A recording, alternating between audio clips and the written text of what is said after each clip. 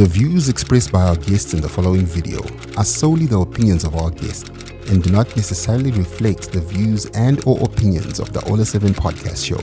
Viewer discretion is advised.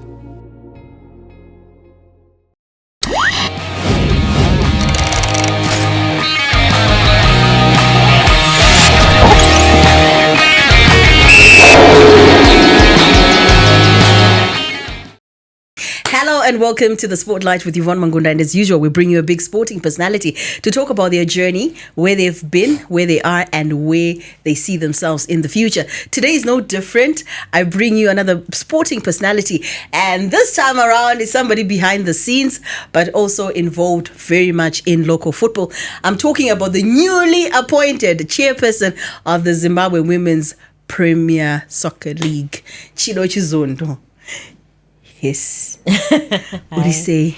Hi, Yvonne. How are you? Hey, got an interview. What do you say? I don't even know. I'm okay. I think I am coming back to the reality of where I am now. It's been an overwhelming couple of days, and I'm sort of settling into the new role. It's daunting, and people have no idea what imposter syndrome feels like. I think that's what I'm going through right now. But it's one thing to aspire and then achieve. When you woke up the next day and realize, I'm Chido Chizondo. I am like the boss of women's football in Zimbabwe. I now have a spot on the ZIFA board. What was that like?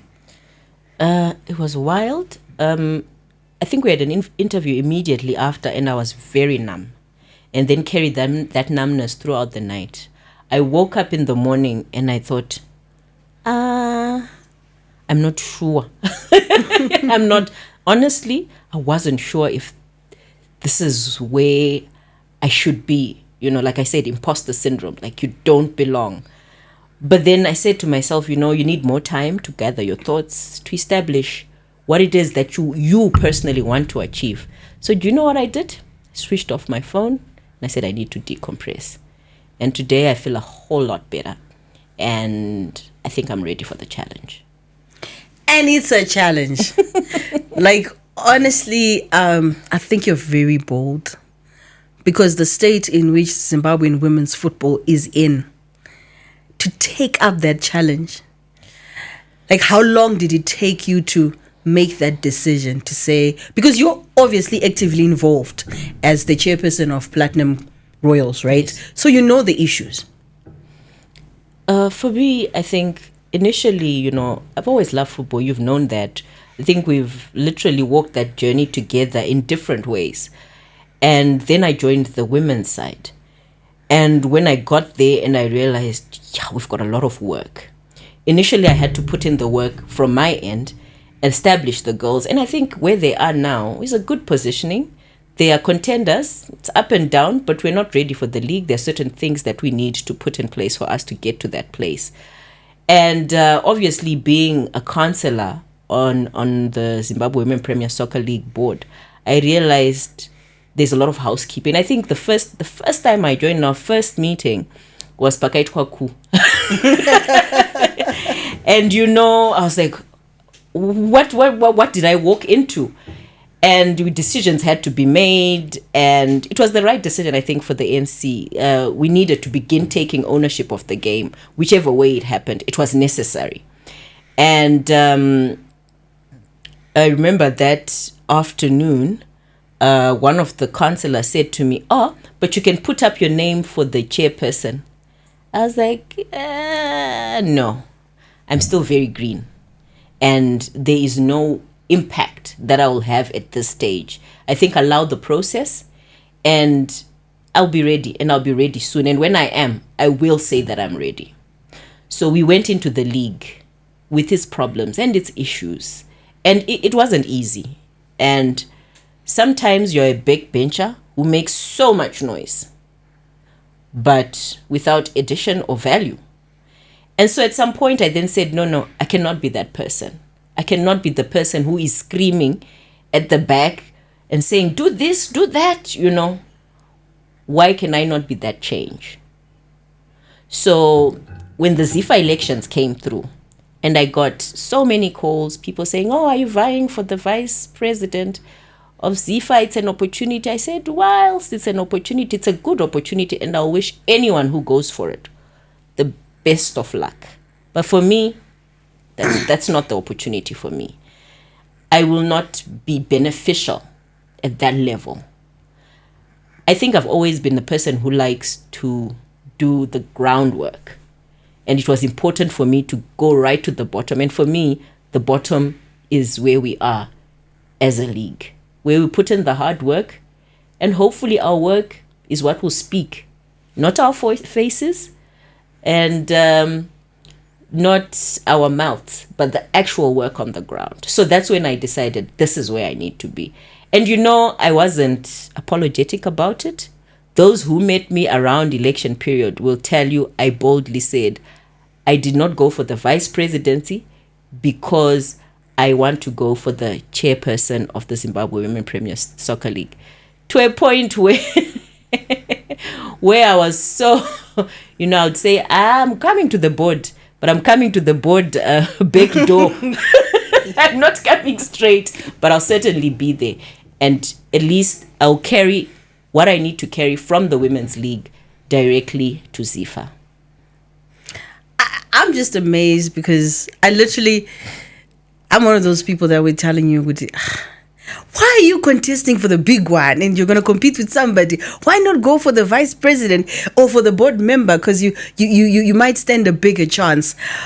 But when you go into election season and the nominations and names start coming out, was there a time you doubted and looked at your competition because you're competing, the two of you?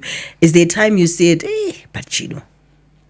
No, Colonel Moyo, I respect her. And, I remember when there was, when the change of board came through, we were sitting together and I was listening to her talk. And I was like, this lady is smart, And I think when, because we also had to then nominate who we wanted to be the chairperson at that time. And I was one of the first people to say, Colonel Moyo. So when the names came out, I was like, Chido, really? So yeah, it took a step back and I was like, well, I made the decision. It is what it is.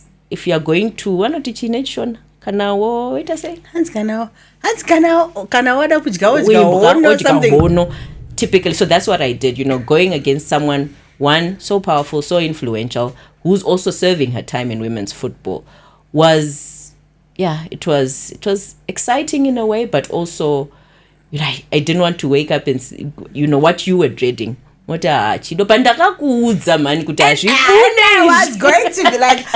to be a case I remember on election day, because there were elections obviously for the men's Premier Soccer League and then there were your elections. So I finished with those elections and I could have immediately just driven off the elections.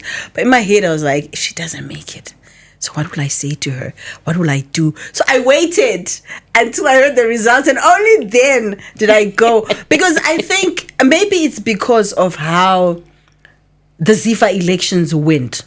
Where sometimes you feel, not taking any offense from anyone, but there were certain candidates you'd feel maybe they're stronger because of the experience in the game, or certain favorites. Obviously people have favorites. They do. And then you see them not getting a single vote or getting less votes. Maybe that's what triggered my thinking, I know what but is it really what's going to take you to that position? But did you expect it to be such a big match? Because that's the first thing that shocked me, 13-3. I didn't. I had people that I had worked with over the years that believed in me, and I knew under no terms were these people going to go sideways. And it was a limited number. And also I knew that Colonel Moyo is in Harare, where most of the teams are also based. So I knew she was also working along getting and securing her own votes. And it gave me a sense of awe when I saw those numbers, because I thought Zimbabweans actually believe in giving the most deserving person. So that for me was huge. I remember standing there and shaking when I kept looking at those papers, because I could see my name I knew that was my name. And then the pile the pile kept getting bigger and bigger. So, yeah, I'm just thankful that the councillors believed in me, and I will work hard to ensure that we deliver what they need for the league.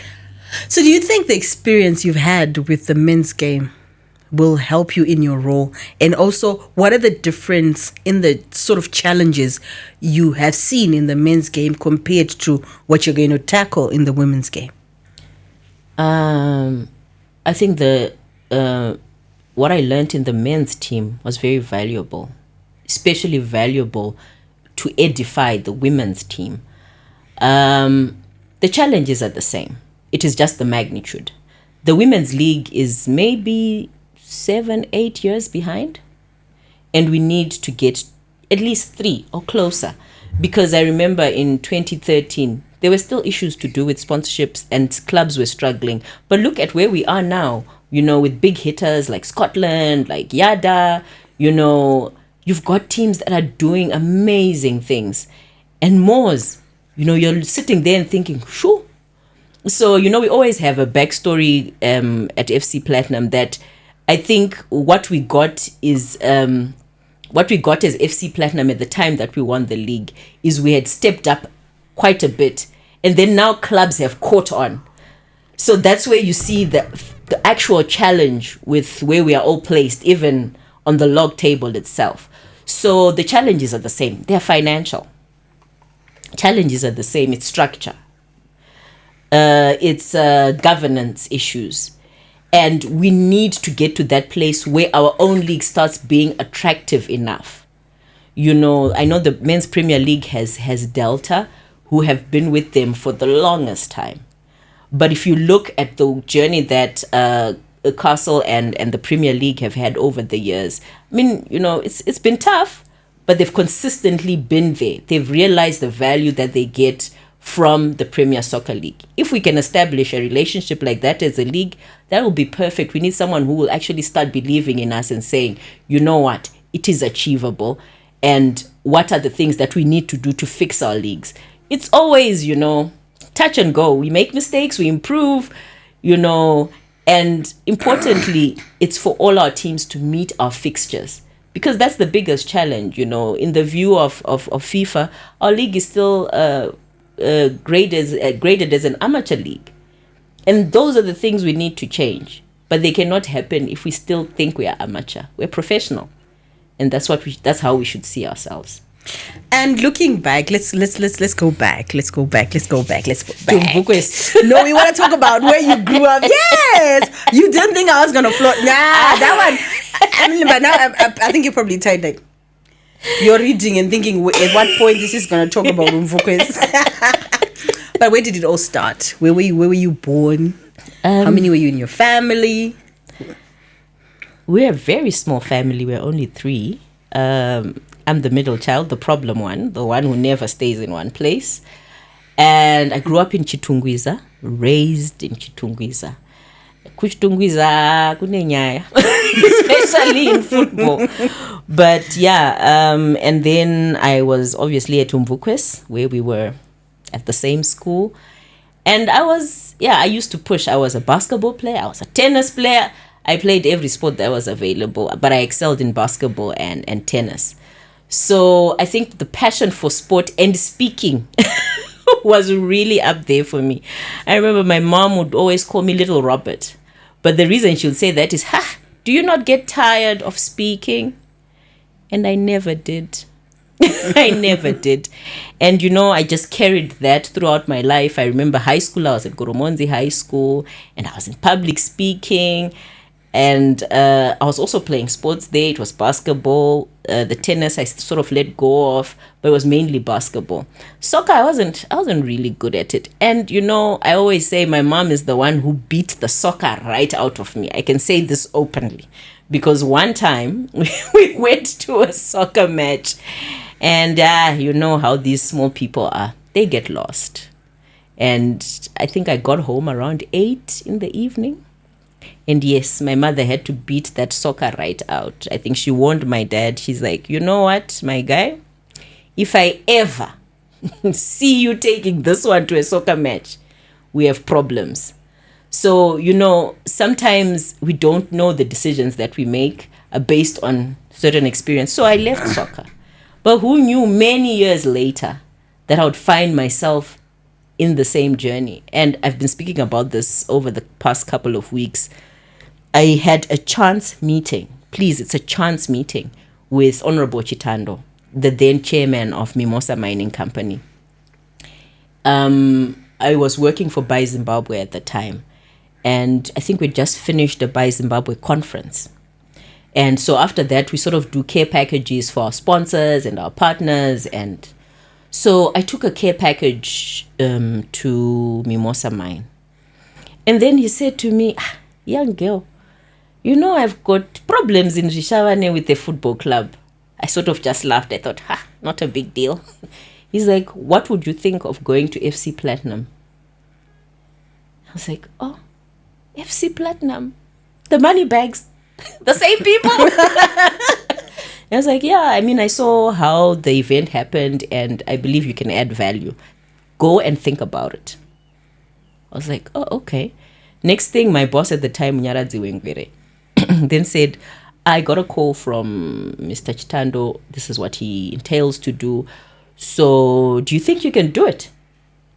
I was like, I'm up for anything. It's a challenge. I'm up for it. So over the years, I've always been this sort of person who, when the odds and the cards are down, how do you get them up?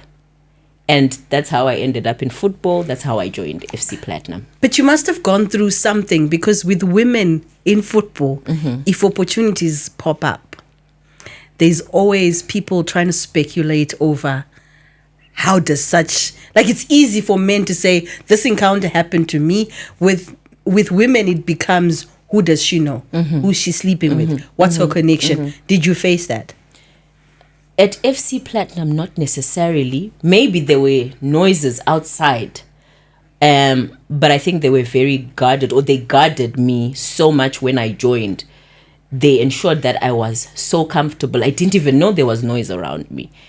And my experience with the internal FC Platinum team was at 100%. It's outside, when we would then go for matches with other teams where I was taboo. People felt that I wasn't supposed to be there. And I'm sure FC Platinum got questioned, a woman, for what? In football? Why are you allowing her in our tunnels? I remember one time, I don't know what they were trying to do, but yeah, because someone had said, Ndionganga FC Platinum, and I'm looking at myself and thinking, Nganga. And then Bandatirwa, Forge Garebu Terriaria. But I don't remember what happened. I passed out at some point because I'm asthmatic and I sneezed and all sorts. But you get to meet people like that. But that is football. And now where it is, the corridors are full of beautiful women walking left, right, and center. Because I think that's the difference now within. Because we talk about now, like literally now, you can walk and be PR for a football team. It's not a biggie as a female.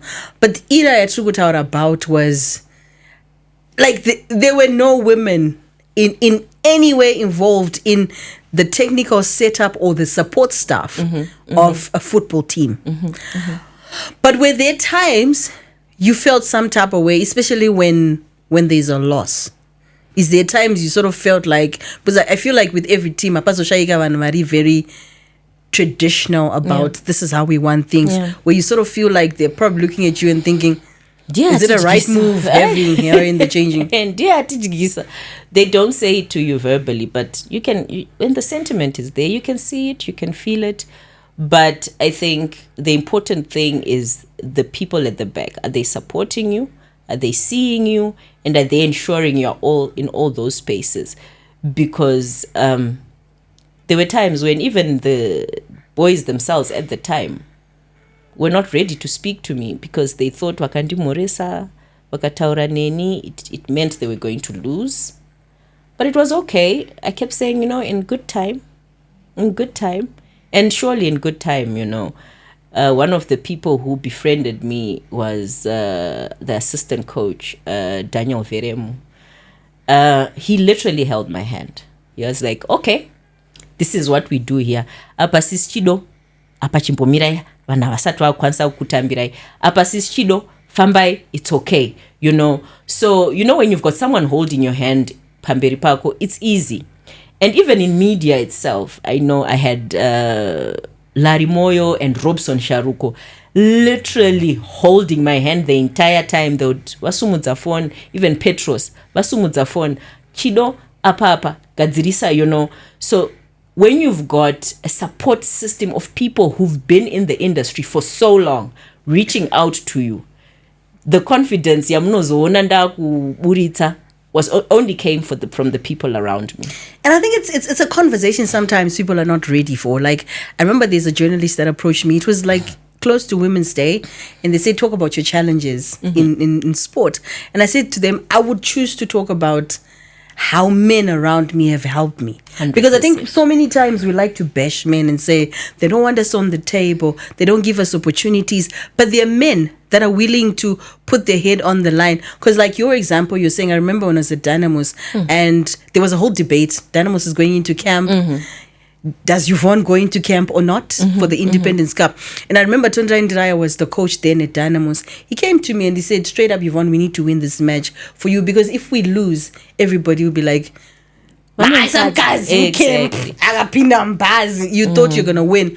And most of the times we have these people that are in the background that they're helping us, but those stories never really get told of men that hold these women in male-dominated spaces. 100%. I think whilst feminism is good and we should encourage it, there is a certain level of masculinity that is supporting those females that are rising up, and it's a conversation that is taboo in this moment. And I've found that I was uplifted quite a lot by the men in the industry. They held my hand. We've spoken about Mike. We're in the same group, Mike Madoda. Very influential in my journey. When I would structure things wrongly, it's like, make a sense. Maybe revisit what you wrote, fix that. Even Mr. Wengwere, Mr. Mnyaradzi Wengwere, also a huge part of my journey. So to get where I was, I had a lot of males around me that were enabling, my progression. And it's not rare, but people don't believe that is the natural course of most things. I think also because of, if you've never been in a male-dominated space, most times people think relationships or friendships or connections in workplaces between males and females is probably relationship or something. But sometimes there are people that are just like your guardian angels. They just came to help you just progress. But when you look at your journey, right, at what point in your career, that's if you've ever reached it, did you think, not you've arrived, but you are now on the table and people are accepting of you being on the table and being present and being adding value? Today,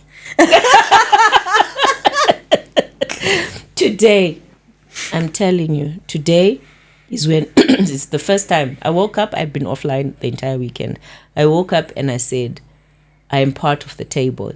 I'm not sitting for breadcrumbs, but I'm saying, here is the value that I bring. I am a resource you can work with. I am a resource that is willing to go into the trenches and develop sport, not only women's sport, but sport in Zimbabwe.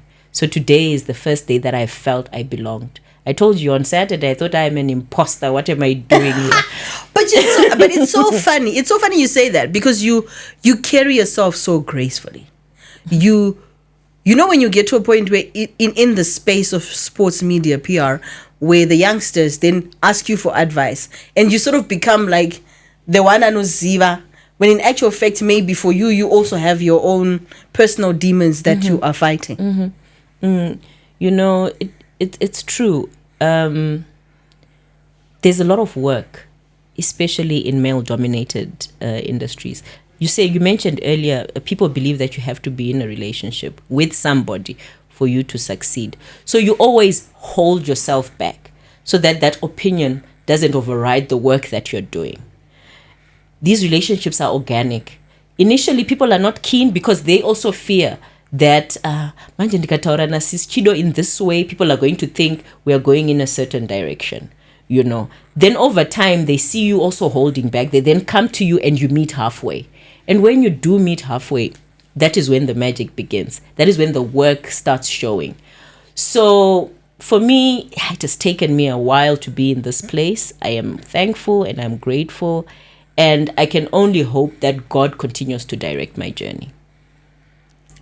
That's powerful. That's very powerful, because you look so self-assured, and it's nice to also know that there's a human aspect where you continuing to grow. So if I'm a young girl and I'm watching you, what are the lessons I should learn, judging from the journey that you've been through, for young ladies that want to come up, whether it's in other aspects in sport or in sports PR or in sports administration? For me, it's listening. I think most of the time we get into spaces where we believe we've made it, like you said.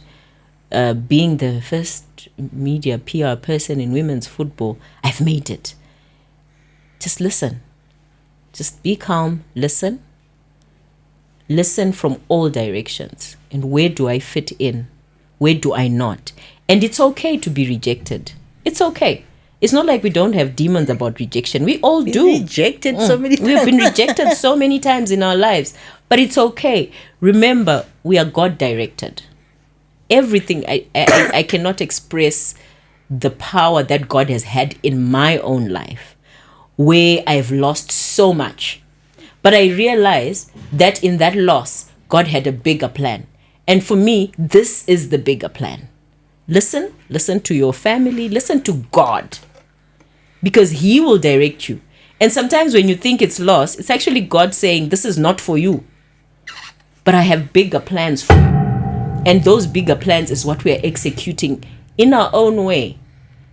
I used to stay in Zambia. I left Zambia 2008. I went there 2009. I went there 2005. Established a good business. I was making a lot of money. And then the recession hit. And I lost everything. I came back to Zimbabwe on Pioneer with just a bag of clothes and a pregnancy. I'm very proud of that story because it is what built me, you know. And I came back and I had nothing to show for it, you know. I had absolutely nothing. And I said, Saka, what am I going to do? I'm pregnant. And I've got another child. How am I going to be acceptable?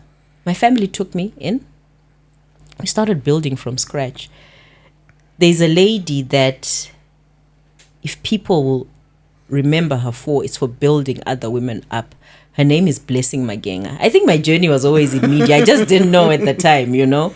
You know, Blessing Magenga gave me my first break. Initially, I know distributor mapepa I know the Business Connect mahara. Uchifamba kuma office evan, uchinosiya ma newspaper, uchifamba ma office evan. That was my first break when I came back.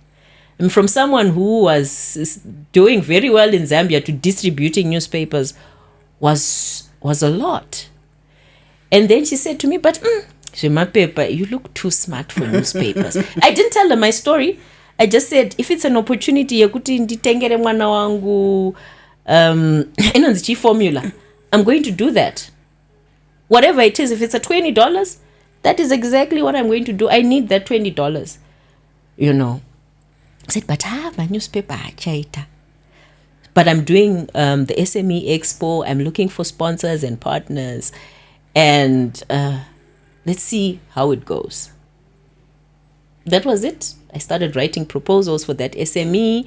I started entering into spaces and offices that people wouldn't believe I would step into. I would just knock and say, oh, here I am. And the expo was a success. And obviously, that's when I got snatched by Mnyaradzi Wengwede to the other place. But no matter what life throws at you, remain humble and believe in the power that God has in your life. If you want something, speak it into your life. Speak it as much, without doubt. And I strongly believe that this league is going to grow in the next 4 years. I have that conviction. I just need to believe in that, and I need our teams and our women to also believe in that. So to any young woman who wants to be in any space where they feel they don't belong, you belong wherever you want to be. You just need to assert yourself and say, this is a space I can be in. Work hard, importantly. Work hard. Even when you work hard with no recognition, continue to work hard. And you talk about all these obstacles, but looking at your career, what have been the highs? When FC Platinum won the league, The first time. Yo, I remember, and I was like, wow, I'm a part of that, you know. But what's it like when you get the winner's medal? When you walk on that stage and it No, it's exciting, it's exhilarating. It's just like, yo. But for me, you know, because I'm a backbencher and I'm sitting there putting in the work, and then they call out your name and you're like, is that my name? So for me, that was my biggest high. And then also that opportunity to get into CAF and learning new things. And, you know, having when people like Mamadou Gaye speaking to you and saying, oh, welcome, you know, this is what you need to do. So there are people that still speak to me. You've got an experience from Dr. Sono. He speaks to me, you know, in my inbox, and he's like, Chido, what's happening at FC Platinum, you know? So those moments for me are saying, so you're on the right track. So each time I speak to someone and they acknowledge that I'm on the right track, for me, it's always a win. And then the lows? The lows.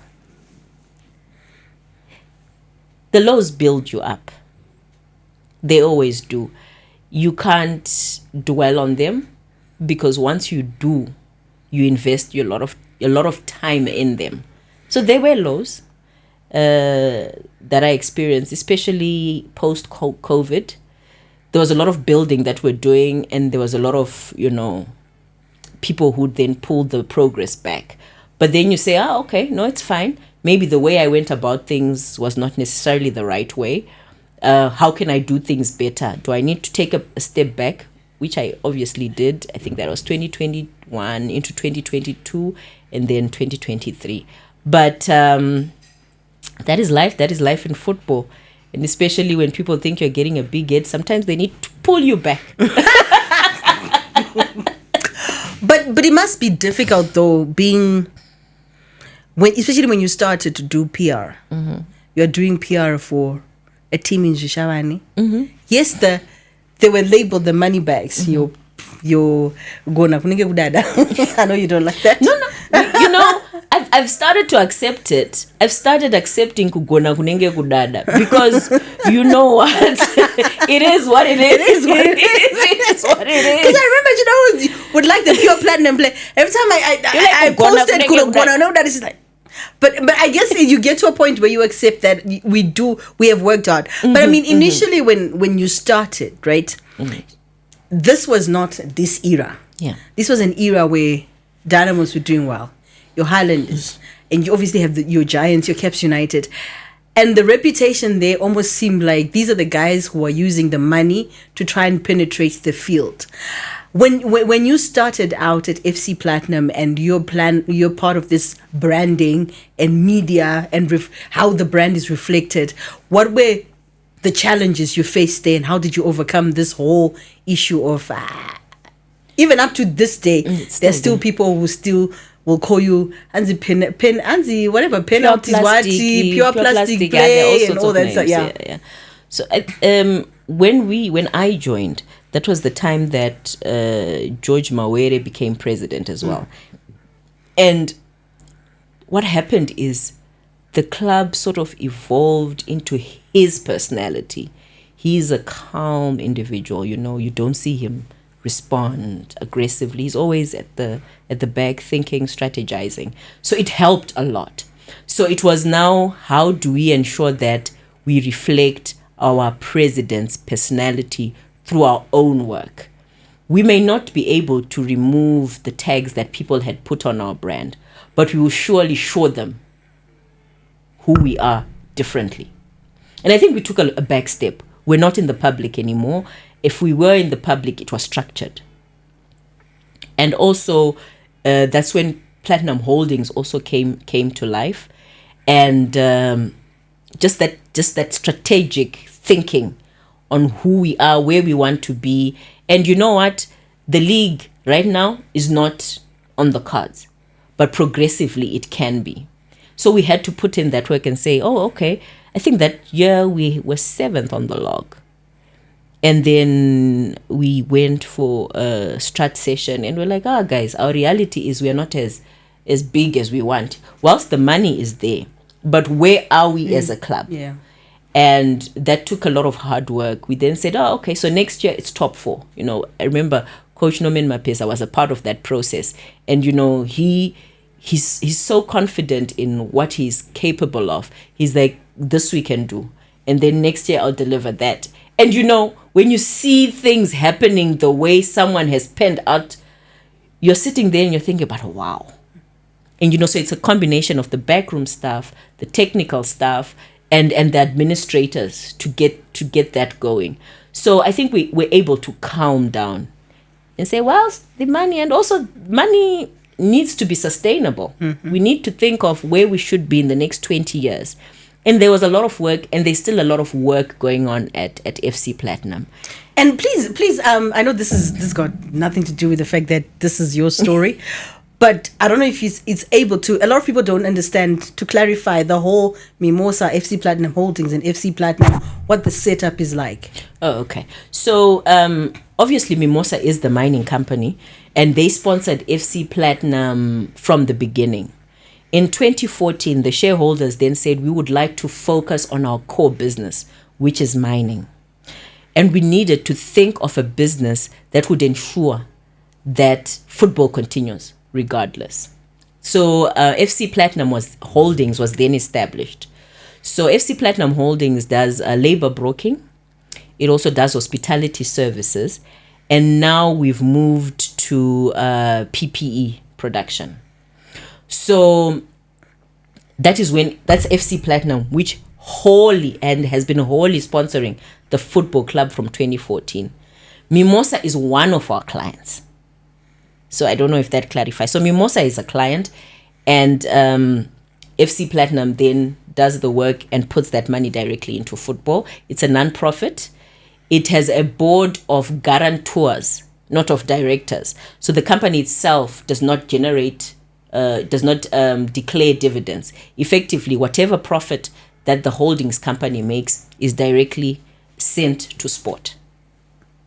Makes sense. And is that the reason why it's helped for you guys to then venture and expand from just the football team, the men's football team, yes, to the women's, to the netball, everything else happening around? Mm-hmm. That is what has helped it, because then you can structure what goes where without the need of saying, but I need a direct sponsor. Because, even if you sit now, the platinum prize has gone down. What would have been the story for FC Platinum in the next 5 years? So that over-reliance is something that we are trying to move away from. And I think next time you are in Shavane, we'll take you to our next project. It's called Next Platinum. And it's exciting. It's exciting. I can see your face light up. You like new projects, don't you? I do. and when that conversation happened to say, Chido, we know you've been dealing with the team, because not only do you work at FC Platinum, the team, you also work at Holdings. Yes, I do. And then now we're giving you Platinum Queens, this Platinum Royals, this new baby. What was that like, that conversation? Did you want it? Was it like a decision made for you? And a decision maybe you were apprehensive about and got to like, or immediately you're like, I'm game? God guided. Everything happens for a reason, and the purpose is to glorify the kingdom of God, regardless of what it is. People must not get it twisted. Whenever God is acting in your life, take it on. And when they gave me that project, I said, another new project. So I was excited. And, God has been there. when it started, there are the normal fears. Is this going to work? And girls, I know you've also had your conversation with women's football. But then I'm a mother. I mean, my oldest daughter is 24. So all these girls are my children. So it was exciting to then not only raise 2 of my own girls, now I've got 30 other girls that I need to raise. And I'm telling you, it's been amazing. Now I have got more. It's 30 times 16 girls. That's a lot of babies. The entire league. Oh, yeah. The entire league. It took me a while. I'm a blonde moment. It took me a while.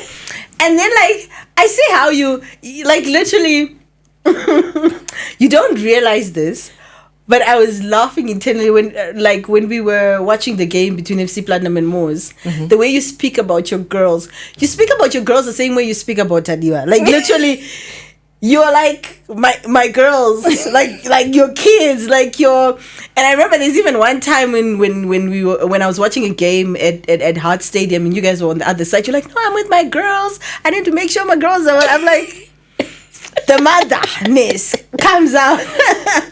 I am exactly where I should be. So you must be very happy. No, I am. And I guess when you find your space, but if you look back, when that offer came and you came to FC Platinum, in your wildest dream, was this ever on the table? No. I didn't even think it. I did not think it. And, just as you're saying it now, I'm like, oh, okay. I guess there was a bigger plan. Yeah. There was a bigger plan. I think the plan, the bigger plan where we would also come in your life and you'd teach us how to do PR. Guys, don't be fooled by this. Is really, really... I remember when I wanted to go to Dynamos and I was asking you for advice, and it's like she's so set and firm in her ways. And I think that's one thing you taught me when I got into PR, to say, you get in an institution, you've got certain ways you want to make the brand go. You have to stand for that because you're getting there and you're trying to sell a story to people 100%. That are superior to you, but you have to make them understand that this is how it's done. This is the way that it goes, and maybe that assertiveness is what has got you here. But looking at the next, let's say, coming months, when I had an interview with you soon after you were elected, you spoke about sponsorship being the most immediate. What are other issues that you feel right now in women's football as you come in, having watched from the outside, you need to sort out the short term, then we'll get to the long term ones? I think importantly is to empower our administrators. The biggest challenge that I've seen over the years is the perspective of the current crop of administrators. So how do we empower them? How do we ensure we educate them? So it's to push as much as we can during this half of the season. Ensure they go to programs that they then see football from where it is. I think FIFA has been pushing club licensing. And it makes no sense to push club licensing to a person who doesn't understand what club licensing is. We had Tube from FIFA coming through. Mm-hmm. And when they did that entire workshop around the country, it opened people's eyes. That was from a strategic perspective. But how do we then educate the administrators on, okay, whilst we had these conversations, this is what you need to do, this is how you need to think, this is how you need to set up your football club. And I think if we can get that done in the next 3 months, at least as we go into the next season, administrators are keen to push certain values and certain things about club licensing that are key to taking our game to the next level. So for me, number one is to ensure that at least we get financial packages, not a whole sponsor, but people who will ensure that the league at least gets to December. Once we've got that settled, we then say, during that period, how do clubs know or understand their own financial management? Their own structures. Why do you need a team manager? Why do you need a CEO? Why do you need a safeguarding officer? Because those are very important structures that need to be there. Why do you need a media officer?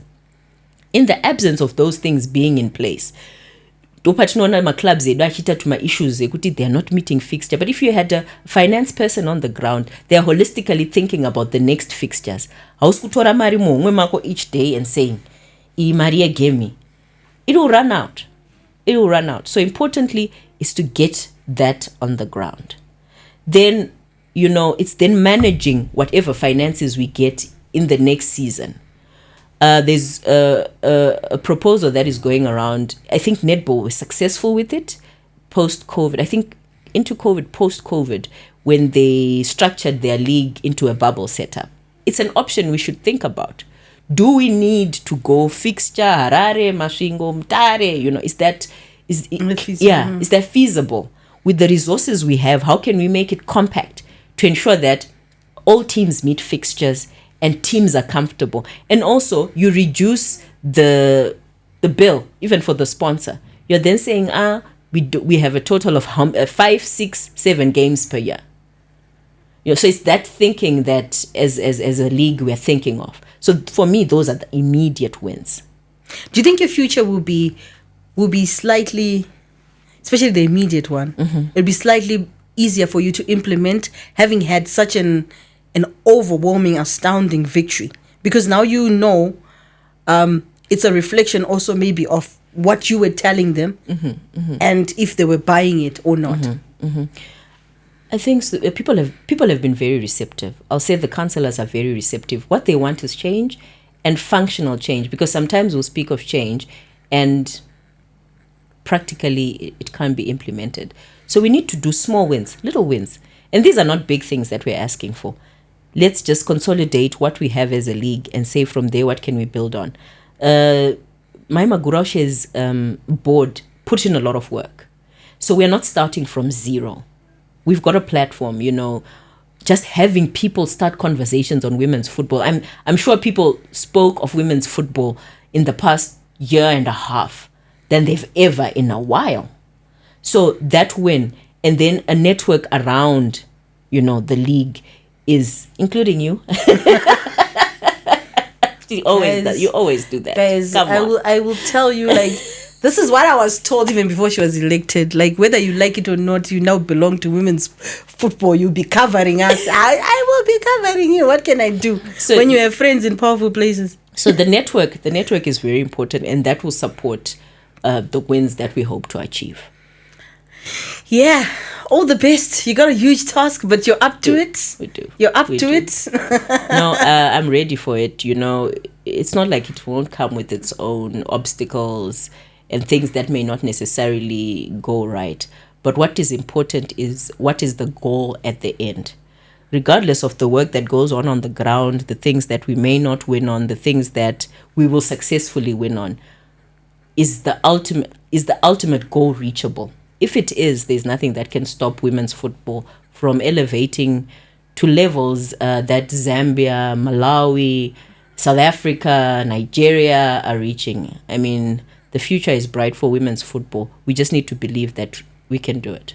So what would you tell that young lady who was on a bus from Zambia with a pregnancy, not knowing where to start? Because sometimes there might be somebody who's watching in that situation where, whether it's a career, it's a situation they're in where they just feel like, guys, this is too much. That caught me south. I'll just tell that young lady, whoever you are, wherever you are, and the situation looks like, it's not going to work. It will work. You just need to believe in yourself enough. I know that there are people who did not have the privilege of a support structure like I had. But you just need to push harder. Because for me, I had the child in my belly. I had one. I was holding an 8-year-old. And I thought, whatever I do going forward is about these 2 girls. So whatever situation you have, find something that drives and inspires you. And use that to propel you to wherever it is that you need to go. That's very powerful, and I'm hoping that you learn some lessons from the story. A story of, I think your story is of versatility as well. Yeah. Because to be able to adjust to get in an environment where for the longest time you're in media, you're pushing a brand, and then suddenly you're taking a curve, administrator. I want to see where that takes you, because I know you. I know this is not the end. I know they're bigger mountains. Yeah. When I talk about mountains, she did climb a mountain. Let's talk about that. We can't go without talking about. Was it Mount Kilimanjaro? It was Kilimanjaro. Like who? Like I don't understand people who climb a mountain, guys. Because you hear that when you're climbing a mountain. I don't know if it's the same. I was reading something about Mount Everest where people go up and they can see dead bodies. I'm like, why are you climbing where people are dying? What drove it? It was, for me, it's always a challenge. It was a challenge. I did explain that 2022, 23, I went through a very difficult time at work, and I needed to challenge myself. And, we have a hiking team. It's a mimosa hiking team. And initially we're just hiking Ngomakurira in Domboshava, Bukwa Mountain in Rishavane. And then the guys were like, we need something bigger. We're bored. Let's go to Kilimanjaro. Guys, when I'm bored, I watch Survivor. I watch a reality show. So we took on that journey. That journey was huge in terms of reflecting my own life, because you go through the most during that. Sure. I'd forgotten that I climbed Kilimanjaro. Don't worry. I know you so much that there's so many stories I can ask you. I can even ask you about. People talk about, was it just a change of hairstyle, or there were things going in your life, like when people have dreadlocks and then they remove dreadlocks. Is that also another Mount Kilimanjaro moment? It's another story, my dreadlocks. But I'm going to put them back. I think it's time to put them back.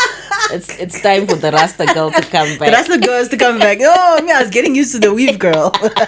There was a short hair era. There was a bald head era. There's always something happening, and my hair is usually a definition of whatever thing I'm going through. But I have to say, I think subconsciously, something was happening in your mind. You remember how I sent you a picture of us at the game in Ngoni Stadium? Yes, and I said, if I ever see you not looking like this at the stadium. The threats. Was it like a mental preparation? Because even the way you looked on the day of the election is like... Or was it a mental thing, or subconscious? It just happened, or you just wanted to look like... Because that day in Ngoni, you just looked like... Guys, some people just show up at football stadium looking with the face beat and everything. I always get a lot of rap at work. I don't even know how I got to that place, because you're doing so much work. Sometimes dressing up is just a lot of work. So, but you were a tomboy growing up. Yeah, I was. So I got a lot of slack just before the election. They're like, no, guy, you can't go looking... I was like, well, that's normal. You would have rocked up like that. I would have. So they then said to me, no, we're not doing my bands. So my team are responsible for these hairs that they continuously put in my head. But if you find me on an ordinary day at a soccer field... No, there's not going to be an ordinary day. That Ngoni Stadium look is the standard now. My boys came. My madam boys came. Madam boss. Try. You know your madam boss when your morning looks like... Meet Yvonne for an interview in the morning. Go and meet the rest of my Zifa board members. Yeah. Now you're a boss, my guy. I can't go around with my mabands. Yeah, I think people will get used to it. But anyway, like you said, it's an era. It's all a phase. So maybe this was the I'm getting elected look. And now we're getting into we're in the field. Yeah, we're in the field look. So all the best. I wish you all the best. I'll obviously be watching on in the terraces, whether I like or not. I've already been told I've got a seat in women's football to cover. So we'll definitely cover, because I feel at the end of the day, that's the least we can do to support another sister who is breaking new ground. Because I feel like sometimes when you open these doors, we don't understand the impact of how we're opening for all these other people that were coming. Like 100%. that move you made to go to FC Platinum opened doors for people like me. Because I feel if you were not doing what you were doing at FC Platinum, Dynamos would have never taken a chance with a female. Exactly. Teams like Manana Simba, Borana Choni, so teams like Highlanders, Manano Ziboko. I think that was the example to say, if this girl can do it at a team as well funded as FC Platinum and still do it for so many years, it's easier. Because the girls that are coming now, you just walk in, guys. The struggle, the fight was fought. Yeah. So all the best in your new role. No, thank you very much, Yvonne. Okay, cool. Until next time. Until next time, when you have another sporting media personality, or I don't know, we always change. It could be a football player, could be a wife of a football player, it could be an administrator. You don't know until you tune in onto the show. The Spotlight with Yvonne Mangunda was so exciting. It's so nice to have a friend. It's easier. It's easier, but at the same time, it's like you want to ask so many questions, but you're like, which ones are the professional ones? Which ones are the because I know you so much. And also, you might have noticed I deliberately did not ask you about your love life and all that, because I feel like a lot of times in sport, it's the first question people want to know is, no matter how you're flourishing, like women are not shaped by who they are with, so I am not going to ask her about that. I know a lot of you will be curious to want to know her story on that side. Until next time, goodbye.